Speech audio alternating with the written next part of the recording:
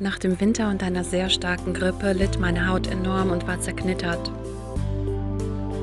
Hier zeige ich dir, wie meine Haut nach der 4. Anwendung meiner selbstgemachten Maske aussieht. Die Zellen der oberen Hautschicht wurden wieder angeregt und es wurde alles wieder aktiviert. Für die Maske brauchst du einen halben bis einen ganzen Teelöffel Shea-Butter. Dann erwärmst du das ganz leicht in einem Wasserbad. Lass das Wasser im Wasserbad bitte nicht kochen. Diese Shea-Butter ist naturrein und würde ihre wichtigen Nährstoffe verlieren, wenn man das zu stark erhitzen würde.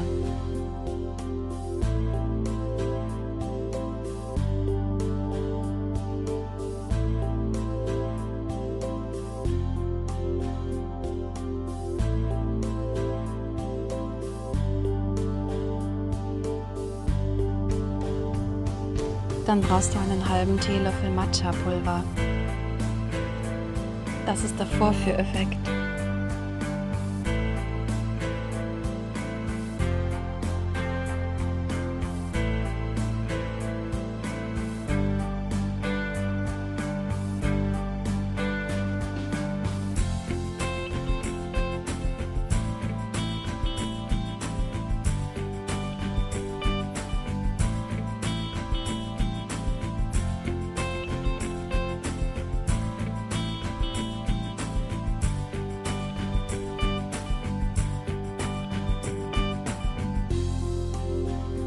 Dann brauchst du natürlich den kalt gerührten Honig, der noch alle seine Mineralien besitzt.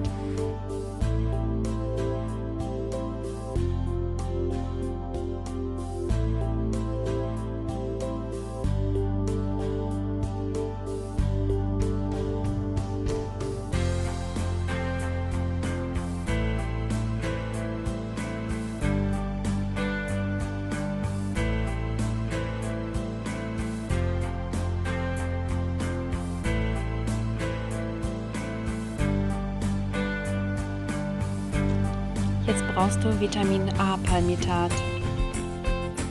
Es ist wichtig, nur einen Tropfen zu benutzen. Da das Vitamin A lichtempfindlich ist, musst du das ganz schnell umrühren und sofort zudecken. Genau so bereitest du die ersten 3 Anwendungen vor. Erstmal kommt nicht mehr rein, weil du deine Gesichtshaut vorbereiten musst.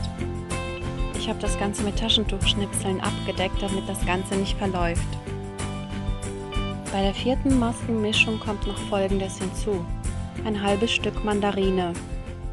Wenn du Zitrone nehmen würdest, würde die Zitronensäure deine Haut verätzen.